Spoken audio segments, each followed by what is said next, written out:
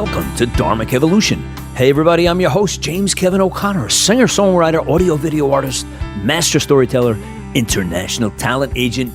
The dHarmic Evolution community page, another 10 members last week. Really digging how you people are piling in here and supporting this effort around the world. And we also hit 69 countries. I can't even remember what the new country was. It's like some small island. I'm trying to remember where it is, but it's just astonishing that we're knocking on the door of. There's supposed to be 75 countries in the world that are English-speaking, considered English-speaking countries by Google. So we're like 6 chips away from hitting that. That'd be really cool. But anyway, if you know somebody who's a serious killer singer, songwriter, or musical artist, let them know about us. Let them know about this platform and our ability to broadcast either you or their global career. You can easily sign up on the dharmicevolution.com website. Go to the guest tab at the top, scroll down. Everything is there for you to apply. Well, today we're in Nashville, Tennessee, with one of the hardest working singer-songwriters in the music business today.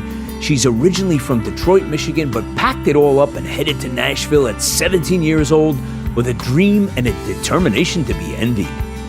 She has released 2 albums, 2 EPs in the country genre, toured with Jason Aldean, Trace Adkins, Winona, and many other superstars.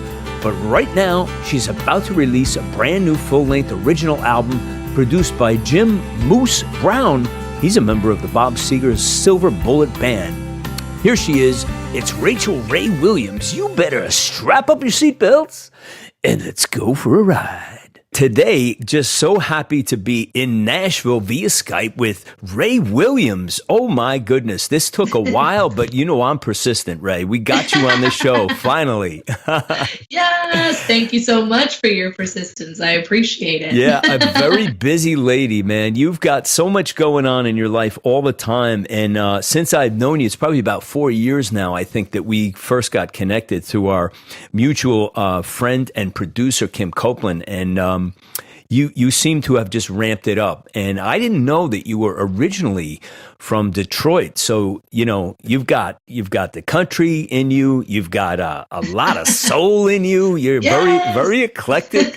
So, Thank you. Yeah. So tell us how it came that you went full circle and you ended up back home in Detroit and, connecting with that, Motown, Soul Town, just awesome sound that you've got going on. And, just take us on the journey. Like, why don't we start from, how did you leave there and get to Nashville? How did that all, we should start at the beginning, I guess, right? Well, I was pretty fearless and wanted to do music from the time I was born. Basically, I was growing up in Michigan, opening for a bunch of country people, and I probably around 7th or 8th grade is when the family started to realize that I could actually sing with more than just the Dixie Chicks along with the radio, and we started doing a lot of competitions, and there's these things called the Colgate Country Showdown, and just anywhere and everywhere. My parents were driving me to Pennsylvania, Ohio, all over the state of Michigan. And so radio people thought that was amazing and adorable, and the fact that I could actually sing and I was young. I was doing church revivals, and so around 17 is when I got a call to audition for a show called Nashville Star, and that was on the USA Network, and Miranda Lambert had placed in the top 3 the year before, so I was a part of the 2nd season, and I was a hostess at the Cracker Barrel.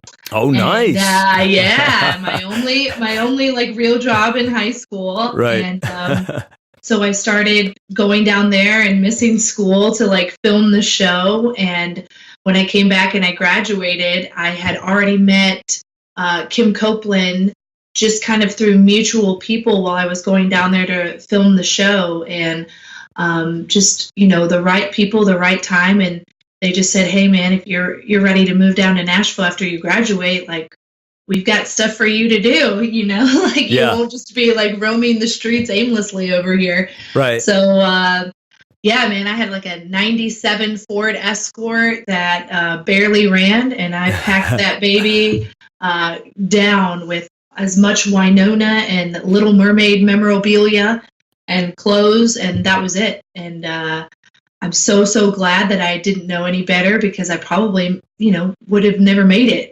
honestly. So I'm glad. I was just, a fearless 17-year-old and had a bunch of like stage experience and had a pretty impressive resume, thank the Lord. But definitely coming to Nashville is a whole nother world. Yeah. And, so we just started working on writing songs. I'd written songs in Detroit, but I'd never been put into a writing room with strangers and then just expected to tell your story and write a song. Yeah. How was that first experience? The first time you did that? How was that? Like, how did you come away with, what like really hit you and said, wow, what was it? It was very strange, especially because I was kind of thrown into writing with like hit song, established songwriters already. So here I am at like 17 and 18, just thinking, what am I doing? Like I'm sitting in a room with the guy who wrote No One Else on Earth, for Winona. And I grew up my whole life idolizing this woman. And to put that into perspective, you're just like, this is insane, And I think definitely once we started like demoing the songs that we were writing, that's kind of when you started to realize that, production is a lot of it, and also just your delivery and stuff. So I think I started to kind of just build my confidence once I found out how good the finished products were sounding. And I'm like, wait, I did write that. Like, that's awesome. Right. So it was, songwriting is definitely such a release for me. And I've always considered myself a writer above all else. I'm just very, very fortunate that I can sing too. Right. Yes, you can. Yes, I can attest to that. But I was always a writer, like poems and stories and then songs. And so to have an outlet for that has been great. And just kind of the evolution of all of that here in Nashville, writing and meeting so many different people, and it just kind of being a melting pot and crossing over genres and stuff. I think that that's kind of like a natural progression on how everything looped back around to the Motown Detroit stuff, because I'd done country music, I'd done pop country. I mean, I was writing anything, bluegrass. I was singing demos. Like, I'm a very busy demo singer too. So songwriters from like all over the world will send us their songs, and I'm Euro pop one day, and I'm super Pentecostal revival Rachel the next. And so it was so fun to be a chameleon, and being a chameleon on the mic definitely translates into writing songs too. And the way that the Detroit stuff happened really was, again, just kind of going after the major labels and writing with a lot of the big writers and up and coming artists here in Nashville, and kind of just trying to compete in the herd there. Right. I had a big compilation CD, and I was just kind of feeling like very much in a rut, and some of the contracts I was in were coming to an end. And I made a big compilation CD for my family, because I was about to drive back to Detroit and visit them for a long weekend, and it was probably like 25 songs on there. And there was a song that I had written with a guy from Muscle Shoals, Alabama.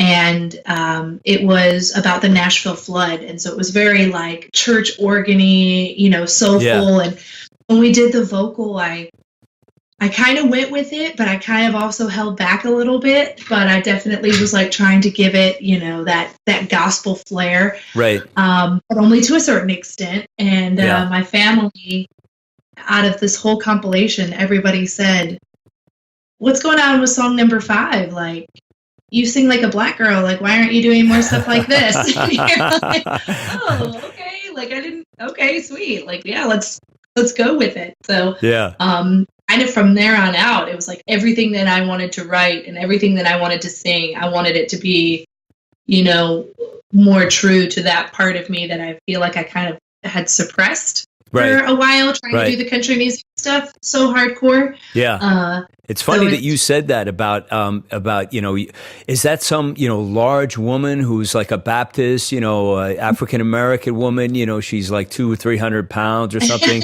And, when you did the work for us on the Mercy Project, I Am Victorious, a lot of people said that. I said, no, she's a little pipsqueak. She's probably a size 0 or size 1. So let's take a listen to what Rachel's all about. I had to face it.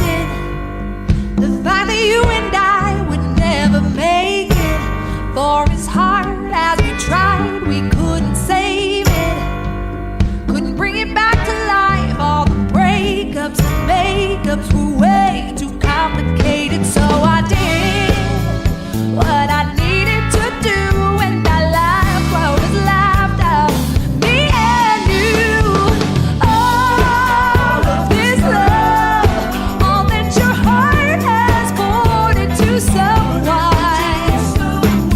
How do I make it stop? I can't just turn it off. All I can see is a future never meant to be. I can lie to give you up. Oh, I can close the book on us. But what do I do? All this love.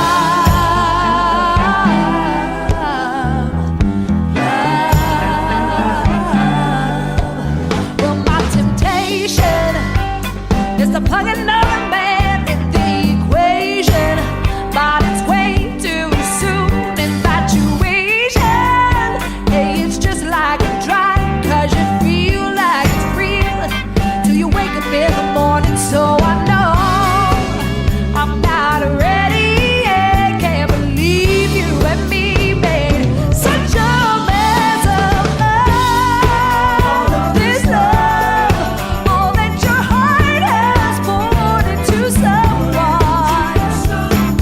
How do I make it stop? I can't just turn it off. All I can see is a future never meant to be. I can lie to give you up. Oh, I can close the book on us. But what do I do with all this love?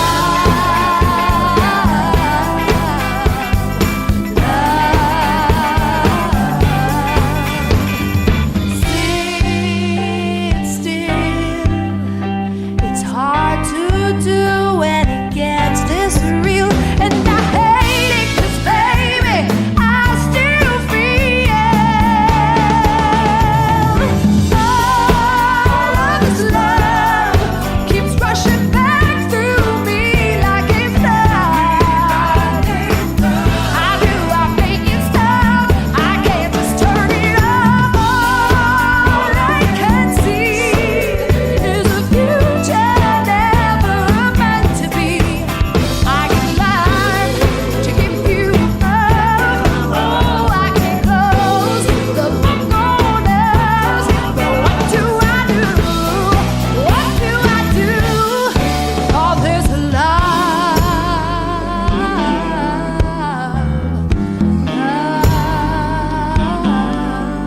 What do I do? What do I do with all this love? Yeah, all this love. Give us the story on that one. Well, the unfiltered story is I showed up to a co-write pretty hungover and was writing about my ex-boyfriend who was basically giving me all kinds of trouble. And the line just kind of spilled out. We were just sitting. It was actually a husband and wife kind of duo, and she plays piano and he plays electric guitar. And we were just sitting there in the music room, and I said, I just don't know what to do, like something ends, and what do you do with everything that's left, and Right. there's so many emotions, and the breakup is done, it's final, but you still feel all these things. And so we just kind of went from there with it, and it was so cool because it was such a simplistic, like just an electric guitar through an amp work tape. Right. And I brought it to the producer that I worked with on this record, which is Jim Moose Brown. And I just said, this was kind of like the song that I based everything else around. Right. When thinking about songs for the record. And I said, I just know that this one has the potential to be really cool and to be really throwback in the way like that the early Motown stuff was. It wasn't blues, it wasn't whatever. I really wanted to stay in that, early Marvin Gaye kind of frame. And, Right. Funny enough, when we tracked that song, I went into the session pretty blind. I was working with a brand new producer, like I said, Jim Moose Brown, who had like hit songs with Alan Jackson, and he was the band leader for Bob Seger and the Silver Bullet Band, like all these things that made me incredibly nervous because, it was really impressive. Yeah, it's royalty, right? Yeah. And he was the one who got the band together. And I remember walking into the first day of tracking in a brand new studio and not recognizing a single musician there. And it was just like all these old white guys. And I'm like, what in the heck? Like, we're doing like a soul Motown record. Like what? And they come to find out like half these guys like played in Muscle Shoals and played with Stack Records in Memphis. And so you're just like, oh, okay. And that All This Love was the very first song we tracked. And it was a one take. Like that was really? It. Wow. And I just remember like crying in the vocal booth because I felt like I didn't give them that much direction for them to nail it like so soundly. Yeah. First one. So it was super cool. And I mean, I think that was kind of like my omen from God that like, this is definitely a project worth pursuing. And this is the style and just everything. These are the people. This is what you're supposed to be doing. And so I'm very nostalgic over the song All This Love. Yeah, but like don't you feel as though, don't you feel, Rachel, that you, when you don't give a lot of direction, that's a testament to a great song. The song is so well written because, you've worked with people who are so skilled and so talented, and they have like these libraries that they walk around with that they've ingested and worked on for decades, and it's just like, they just get it. I always say that, if you write a good song, when you get with great players, the song goes from good to great just because they bring their encyclopedias, their talents, their wisdom, and they just embrace what you put in their hands, Absolutely. Yeah, there's very little has to be said, just like, I get it, man. We're going with this, Yep. Yeah. Well, and that was the thing, that kind of made me go outside of my comfort zone in terms of working with a new producer, working with newer musicians, was the whole time I knew that this was supposed to be a Motown record. I didn't know how it was going to be a Motown record because I felt like, I'm just this white Polish girl, like that's been singing country music, for the last decade in Nashville. And so like, how convincing is that going to be? Are we really going to be able to pull it off? Right. And the whole time we were in there, those musicians were just so thrilled to not be told really what to do and not to say, well, change the drum pattern on that or whatever. Oh, that's too far left of center. We need to bring it back and make it more Nashville friendly or whatever. And Moose even said so many times throughout the tracking process, like, all right, like how far to the left are we going? Or are we going to kind of like straddle that? Well, it's soul, but it's also country-ish. And I just said, it's kind of like that saying, when you always do what you've always done, you'll always get what you always got. Right. I know what I got with country, and I love country music, but like, let's go full steam ahead. Yeah. Just be brave. Just do it. Yeah. I think I always say to Kim, the song knows everything, and it's like, I just try to be a good, I guess I try to be a good student, it's like, so when we track something, it's like, All right, even though I came down here and we wrote it and I didn't give you much, I just gave you an acoustic guitar and a melody. Now I have to go back and learn the song because it's transformed into something else. So to honor it, I need to go back and work on it. Speaking of honoring it, let's listen to I'm Only Here 'Cause I'm Lonely. Yeah, check this one out.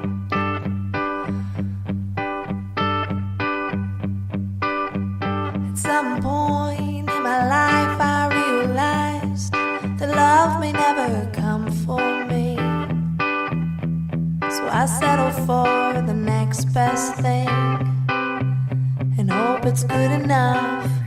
So here I am at your door, and I can tell you don't know what to say. Well, don't worry, baby, that's okay. I'll do the talking, you know what I'm about to ask. But this time there's no strings attached. I'm only here 'cause I'm lonely. I know damn well you don't love me. Just hold me tight and don't judge me. I'm only here 'cause I'm lonely.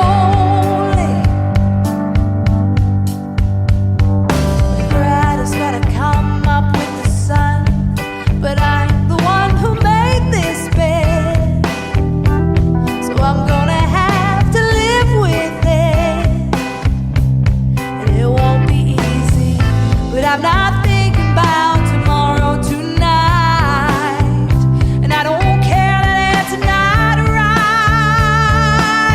I'm only here 'cause I'm lonely. I know damn well you don't love me. Just hold me tight and don't judge me. I'm only here 'cause I'm lonely. And I'm not asking you to change your mind. It's a little hard to face the dark sometimes. Tomorrow I'll be gone and you'll be free. I'm only here 'cause I'm lonely.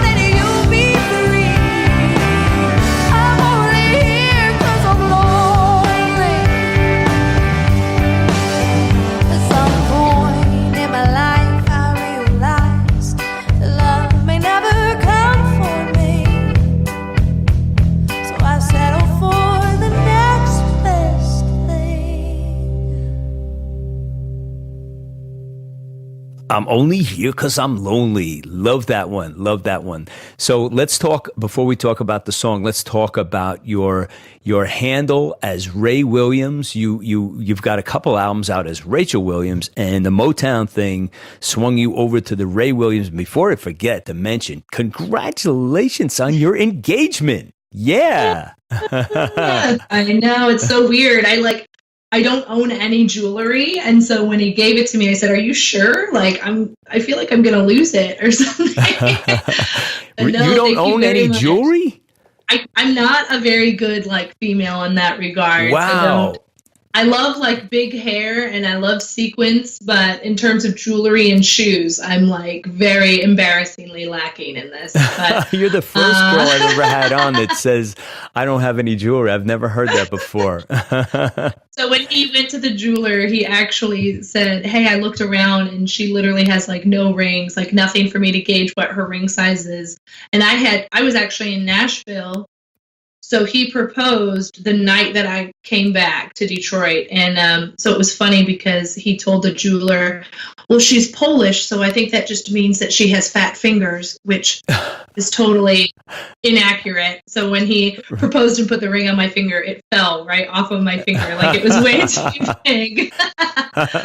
But yeah, I mean, it's funny that we segue that topic after playing I'm Only Here Because I'm Lonely, because I always like to call that like my hot mess single girl song. Right. And definitely like the story of so many single girls, especially single girls in Nashville. So I'm very, very grateful that I'm getting a happier ending now. Yeah, that's awesome. I'm very happy for you. Are there a lot of single girls in Nashville? Really? Let me tell you, we like had like a whole gang, a whole gaggle of girls where we just like exchanged horror dating stories, like, you know, morning, noon, and night. It was the dating game here is pretty intense, and I'm so relieved to be out of it, for sure. Yeah. I mean, I hear your pain. I hear your pain, because I'm probably still in the hot mess syndrome myself.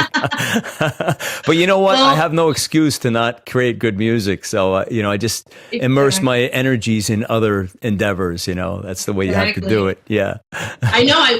Everybody's kind of sitting back and very curious to see if this means that I start writing love songs now, because my repertoire for the last decade has definitely just been nothing but breakup songs. Right. Like, literally nothing but breakup songs. So, yeah. You know, I feel inspired. I feel good. And I definitely feel like I have enough experience dating every douchebag in Middle Tennessee that I'll still have plenty to draw from for like sad songs or angry songs still too. So, yeah, you know, I'll just have to preface it with, you know, this is not about my fiance. Right. Now, right. You know, that's awesome. Sometimes you just need to start singing in church. Sometimes you need to leave home to figure it all out. Then you come back and wow, Motown has a whole new feel to it now. Maybe the town was just not ready for Rachel yet, but look out, here comes Ray Williams. Right back to the interview with Rachel after this word.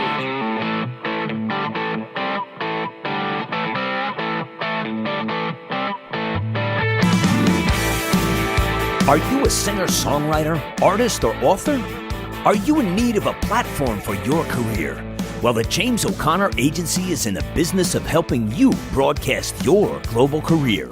If you are needing to expand your presence in a big way, such as having your music and your voice heard around the world, well, look no further. We have the platforms here to help you catapult your career like no one else can. Your artistry can be featured around the world on the James O'Connor Agency YouTube channel. Here at the James O'Connor Agency, we can expand your global career by being a featured guest on dHarmic Evolution for singer-songwriters and everyone in the entertainment industry. Or The James O'Connor Show, designed for authors, speakers, and thought leaders. Both shows are international radio, TV shows, and podcasts. Go to thejamesO'ConnorAgency.com and find out what we can do for your global career right now.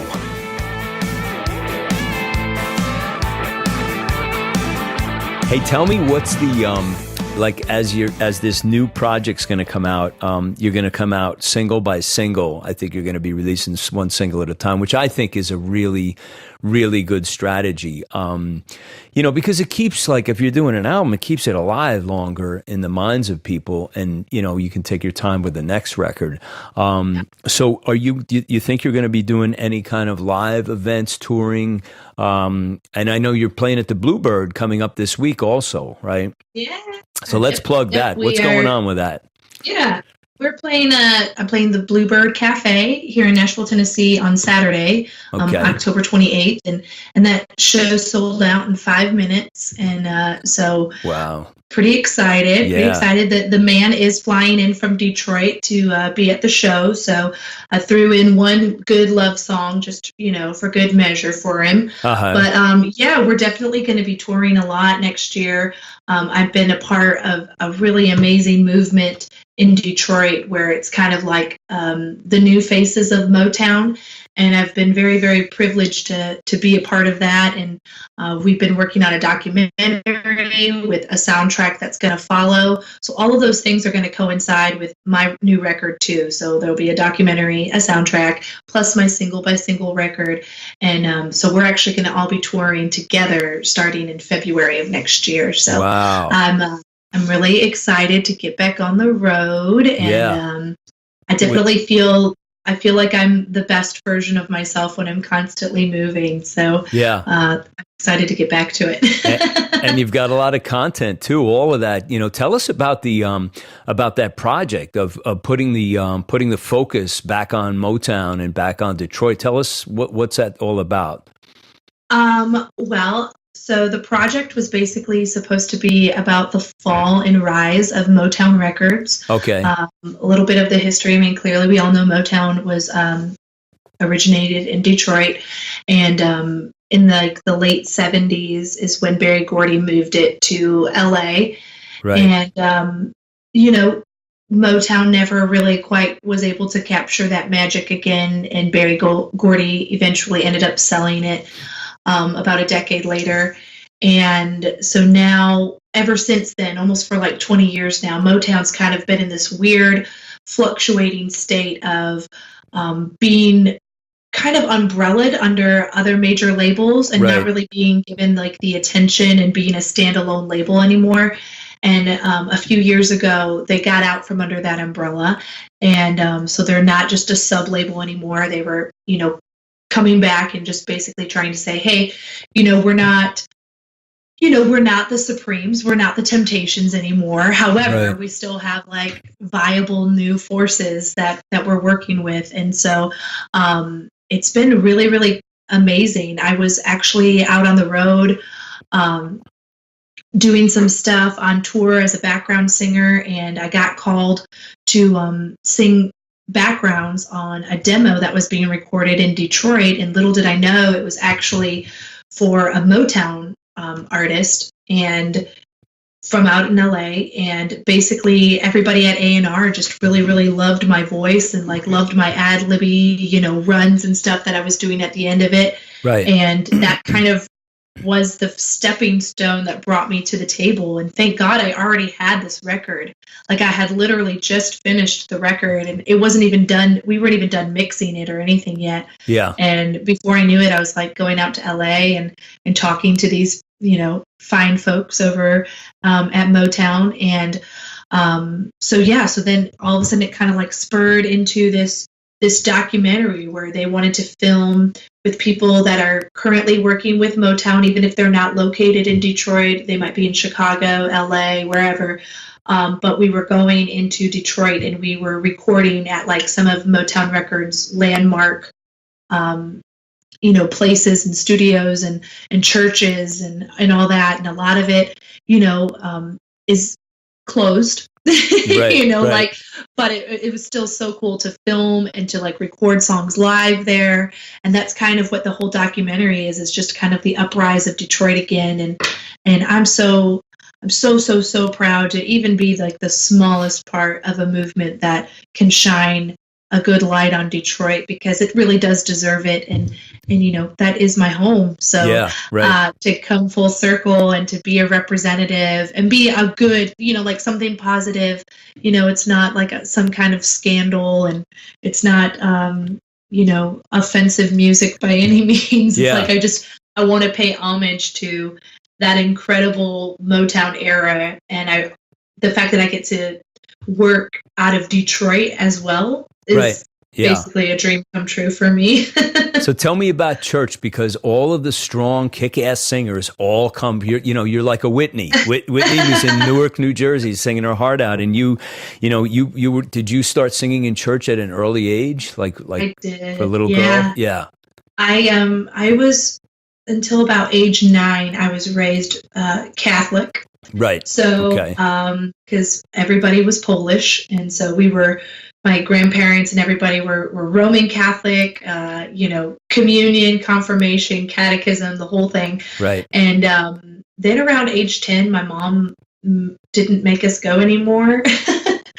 And So I started going with my dad's mom, my grandma, who actually just turned 90 years old last month. Wow, God and bless is her. like the my queen of all. Yeah. But so yeah, my grandfather had passed away when I was really young, and so she would go to church every Sunday by herself. And kind of around age 10 was when I realized I really wanted to go to church with her. I felt sad that she was going to church by herself, and so it was a Pentecostal church in my hometown.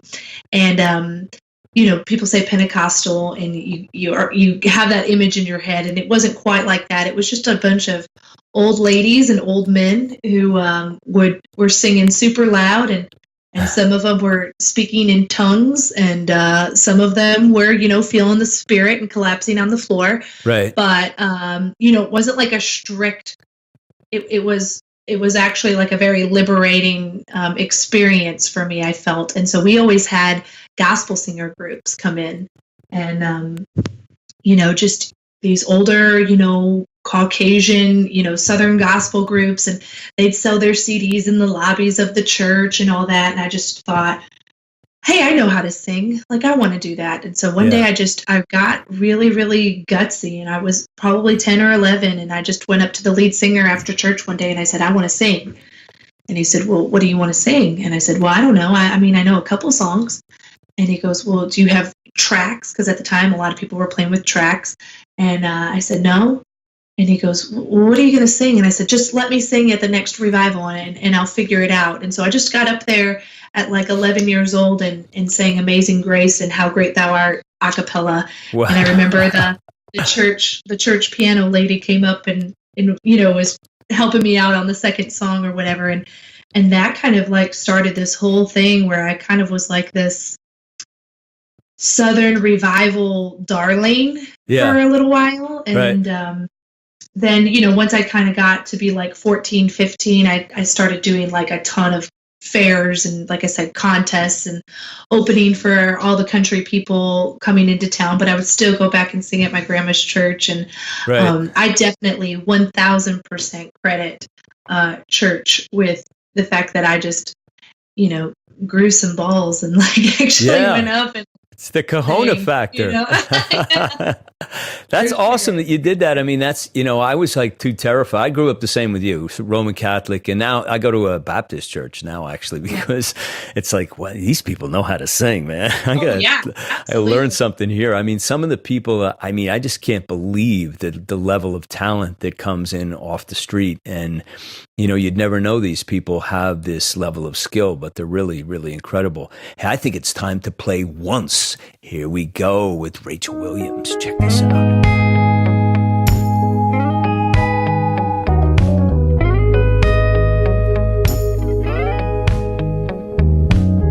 Once I was the queen of second chances. Forgive and forget again and again. I'm picking up the broken pieces of my foolish, overly trusted heart. Should have never, ever let it go this far. Oh, once ought to be enough to tell me what I need to know.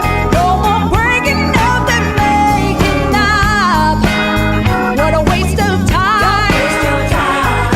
Doing the same old thing, then expecting love to change. 'Cause it don't.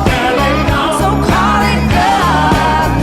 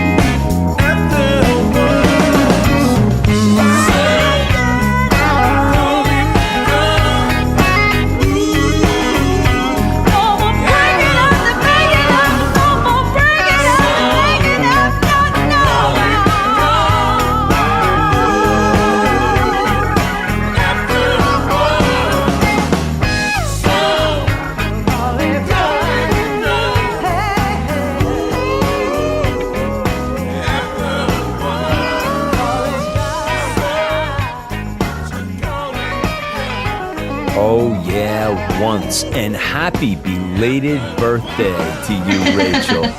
Thank you so much. And what was the date? The 22nd? Yeah, my birthday was September 22nd, and I was in Nashville.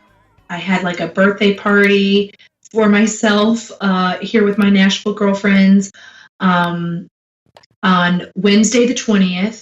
And then Thursday, I drove back to Detroit, and I drove straight to a band rehearsal because I was gigging all the weekend of my birthday. So I kind of already knew I wasn't going to be able to like celebrate my birthday until later Sunday, because I was gigging Friday night, Saturday night, and Sunday afternoon.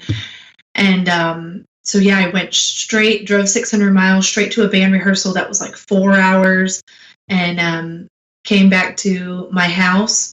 The power was out, so it was super hot and gross in there. And thankfully it came back on, and my birthday was at midnight, and at 12:01 was when I got proposed to. So my birthday ended up being pretty dope, I guess. Yeah.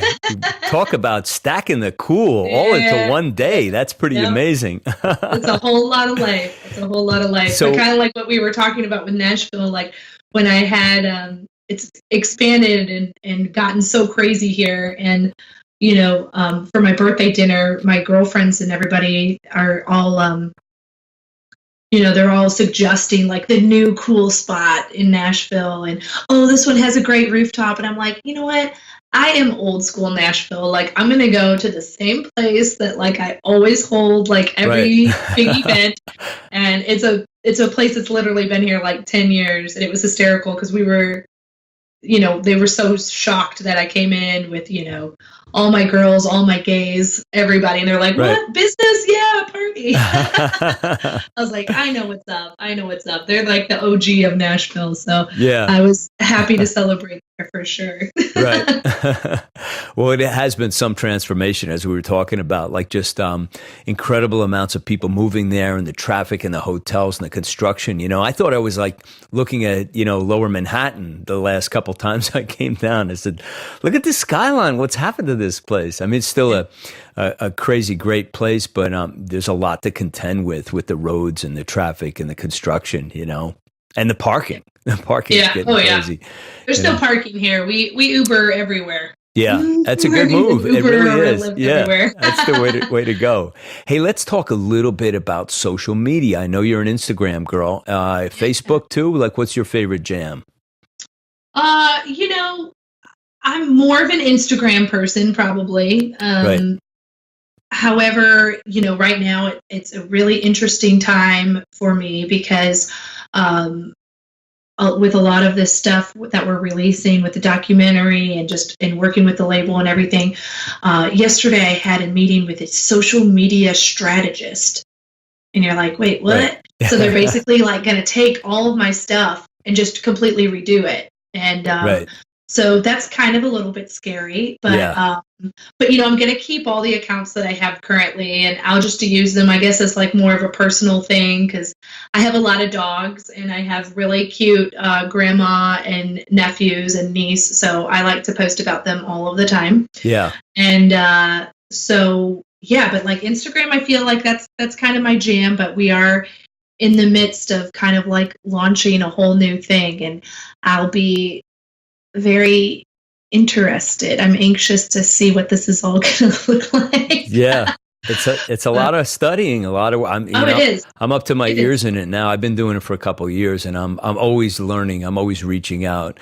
I coach people, but I also have a coach. I actually have two now. So, but it's important to stay up with all this, you know? Oh yeah. Because that's where our business goes. You know, it has to go to that, you know? And it's so crazy to think that, like, you know, when I moved to Nashville, honestly, I mean, MySpace was like the best vehicle to get your songs out. And it's crazy how, you know, if you do it right, you know, it can truly be like a transformative thing for your career and your message. Yes. And, you know, so I'm definitely I'm definitely willing and eager to kind of learn the rhyme and reason about all of that. But I'm also glad that there's somebody telling me what it is, because you need help. my attention span is that of a gnat unless I've got a whole pot of coffee, as you can see. Right. Well, you're creative. We're like that. We're definitely like that. Wanted to circle back and talk about your style, and again, we were talking earlier about when we weren't, we were one of the songs we're playing, and I was talking about when you came in to help me on my Gratitude album, and I've always admired the way you don't have rules, and I think we're kindred spirits in that way. Maybe because we both went to Catholic school or whatever, or grew up as Catholics or whatever. But I think the freedom of being a singer, where you don't feel like you're in a box, and you can just let the song tell you where to go, and just let your spirit take you on that trail. How did that start to connect with you to create your style? Was it a combination of everything from church and everything, or when do you think you had that moment where you said, you know what, I found my style. I know where I'm going with this. Remember what age? Or yeah, I mean, I would tell you that I feel like I became an uninhibited vocalist later in life than younger. I think younger, I was singing cover songs, and I was doing really cool concerts and bigger events, but you're still basically mimicking somebody else. Right. And even with church, in a sense, like, I mean, you're kind of putting your style, but when you're a teenager and stuff, you have no idea what your style is. But we all do that because you don't have anywhere to start from. For sure. You got to figure out who you are, Yeah. And, I had my influence, and I knew who I wanted to kind of like shadow, in a sense. Yeah. And then coming to Nashville and like I said, just writing with such a spectrum of writers and being a very in-demand demo singer and being able to pull out like all of these different styles, it was kind of a catch-22 because, man, I remember even like Capitol Records telling me this, like, you can sing so many things, like you do it all so well, like, and you have to pick one, and that was kind of a hard thing because I felt like, country music is very much embedded in my soul, but as is, church music, and as is Motown and blues and stuff. So I get influenced from so many things. So for me to finally kind of get free on the mic and just experiment with things without hesitation or without kind of sort of apologizing for it after the fact. Yeah. I mean, I probably didn't come into that until I was like 24, Right. because like I said, especially when you move to Nashville at such a young age, and I was still here when it was still an older school model, like social media hadn't taken over the world, streaming had not taken over the world. And so I kind of learned the rules and the parameters and the mindset at a really young age, and it was, you're supposed to sing demos, you're supposed to write as many songs as possible with as many people as possible, you're supposed to showcase, you're supposed to do writers' nights, you're supposed to do all this stuff, and you kind of get in that like music business, music row box. Yeah. And so then it was kind of hard for me to like unleash on the mic because that's not really what we were doing here, like we were kind of trying to reel that in. And so you had to go back home to cut off the handcuffs. Basically, yeah. I found a really cool circle here in Nashville right before I went to Detroit to work on all these projects.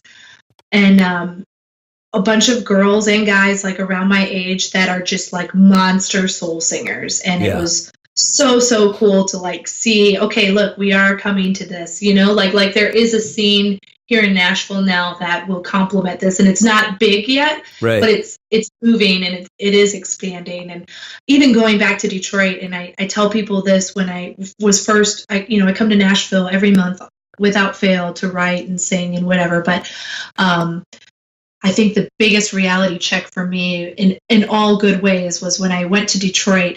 They do a lot of jams. Yeah. Like they do like a bunch of musician singer jams. Right. And I realized that I didn't know like any songs. Like I didn't know like any of these like standard, just monster soul blues songs that everybody was getting up and everyone could play, everyone could sing. And so I'd always get pulled up on stage, and it would be very humbling because I wouldn't really know what I was doing. Right. And then, there were just like these women that are monster singers, like literally like the Aretha, and you're just like, oh man, like, I thought I was like super soulful in Nashville, but like, teach me your ways up here. Like, I need to know what this is all about. Like, I will be your pupil, like gladly. So that's kind of where I'm following you to the next barbecue. What are you eating there? What's the sauce? Exactly. Yeah. Hey, let's play another one. This one is appropriate. Sing Me Home. Here we go.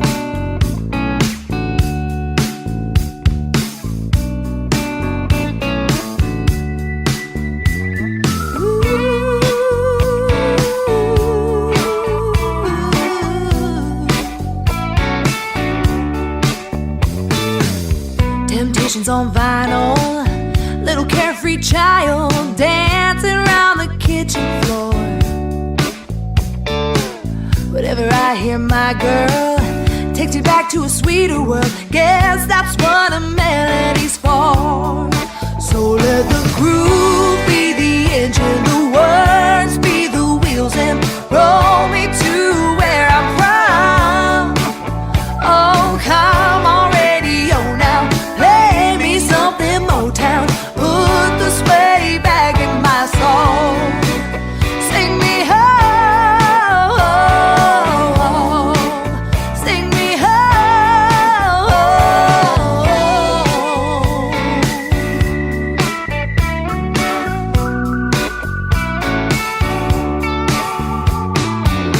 I'm the underdog trying with the heart of a lion, scratching and clawing my way. It can be tough going, but it don't hurt knowing home is just a song away. So let the groove be the engine, the words be the wheels, and roll me to where I'm from. Hey, come on, radio now, play me something Motown, put the sway back in my soul. Sing me home, sing me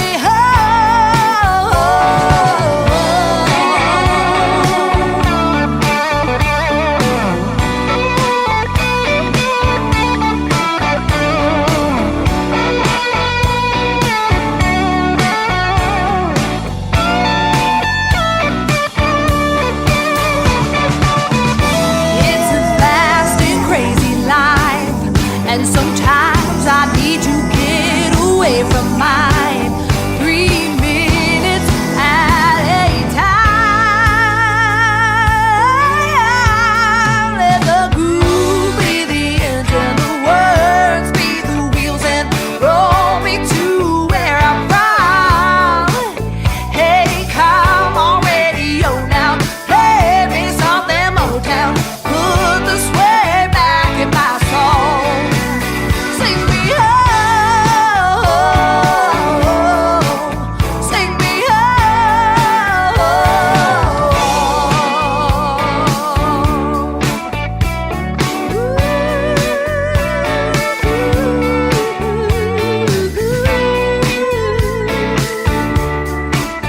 Sing me home, sing me home, sing me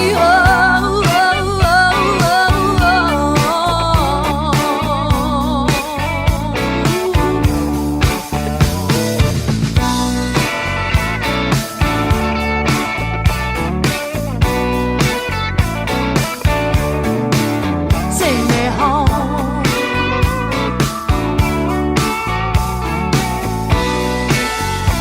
Sing Me Home. What a great track, and I had the pleasure of hearing that. That was a nice surprise Kim sent me last week, so I got the scoop on that, the super scoop.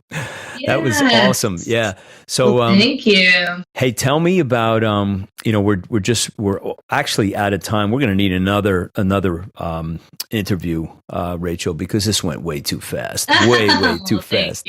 So before we part, any funny story, any like outrageous thing ever happened to you in the studio, on stage, in church? Anything you want to share that you can remember? I mean, I've been proposed to on stage. Oh, wow. So that was a really fun one. That was actually out at a college town. I did a college tour years ago, and this guy had been following me via MySpace, and he decided that he was gonna come out with a ring, and I think I was like a whopping 19 years old at the time, and I'm like, what and the whole school was there. We were actually like playing like. It was so weird. We were like playing during their lunch. Yeah. It was so like college tours are weird. Like they will set you up anywhere. You will be standing outside the library with just like a PA system. You'll be in the cafeteria. Like it doesn't matter. And this guy just walked past like all of the students in the cafeteria and decided to give me the grand gesture there, and I'm glad that I held out for the real thing. Yes, here. You did. You held out for something much better, I'm sure. I wonder what happened to him. Yeah, I don't know. he's still on MySpace. We'll have to check him out later. I'm gonna have to find my password somehow. Yeah, I asked somebody on a show recently, is that still around, MySpace, or did it become someone else's space? I think it's still out there, but I don't know. Last I heard, like Justin Timberlake was supposed to like resurrect it a few years ago. Yeah, and I heard that too, but happened. I never hear any traffic about it, or it's never mentioned. So, except on this show, I guess. You're welcome, MySpace. Yeah, there you go. Hey, give us in parting just your website. We're going to put all your social links and everything in the show notes for this, so people can pick them up and support you. But where do all the fans of Rachel Williams? Ray Williams is the new album coming out, so look for her in both places. But where can we go to support you, purchase your music, Rachel? My older stuff is on Spotify. It's still up on iTunes under Rachel Williams. And then my current Facebook right now is just facebook.com/Rachel Williams Online. The website is rachelwilliamsonline.com. However, like I said, because we're kind of going through this transformation of releasing new music under Ray Williams, right. The website, rachelwilliamsonline.com, is still valid. You'll still find me when you go on there, but the new website is going to be raywilliamsofficial.com. So, wow, the new Motown queen. I know, I'm excited for you. This is awesome. Yay, thank you so much for being such a support. And I'm so glad we finally were able to make this happen, and that I've been able to like help bring your songs to life. I truly appreciate the love and support. So yes, thank you, Rachel. Thank you. It was a pleasure. We'll see you soon. All right, thank you. Do you ever wonder why you were created and what you're here to do? Then the geography of the soul will help you to find your true place in this world. The music is so inspirational, including tracks such as I Wanna Be Loved, State of Grace, and Ride On. James Kevin O'Connor is an internationally acclaimed singer, songwriter, music producer, entertainment agent, TV star, and a loving father who leads you to find your true place and calms your mind and soul in breathtaking ways. Buy Geography of the Soul today by James Kevin O'Connor at iTunes, CD Baby, Amazon, jameskevino'connor.com. Geography of the Soul, a beautiful CD that you need to own today, by James Kevin O'Connor. Sponsored by the James O'Connor Agency.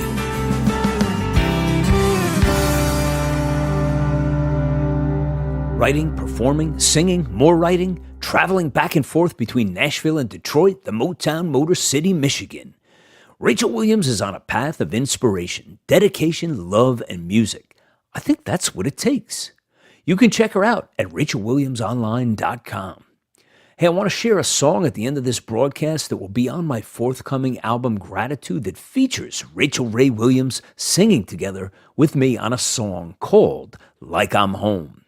I also want to encourage you to visit dharmicevolution.com. Check out your show and blog profile right now. If you've been on this show, you are now on the site. Rachel's now on the site, and people from around the world are logging in to see and hear all about Rachel Ray Williams and her music. That's it for me today. I'm your host for the Dharmic Evolution, James Kevin O'Connor, singer, songwriter, audio video artist, master storyteller, and international talent agent. So as promised, here's the brand new song, cut in the Music City. Kim Copeland producing with Rachel Ray Williams and I singing together, Like I'm Home. You make me feel like I'm home, a home I've never known, a love I've never felt, a place I've always wanted to go. It was you who got to me. You make me say all the things I've wanted to say, just like Hemingway. They flow so easily, just tumble off my tongue. Just like Shakespeare, I have no fear. I have no fear in my heart. I pour the love out of my heart. With insane abandon, you make me feel Like I'm home, you are the home, you are the home I've never known. You make me feel right from the first embrace, when the blue stared into green. Was it you, or was it me? or was it just a dream, just a dream?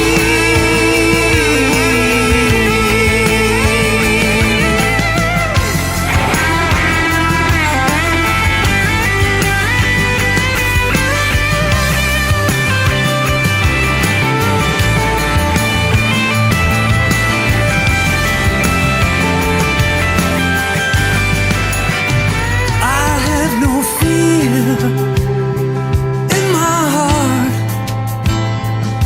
You turn my water into wine. You are so fine. With serotonin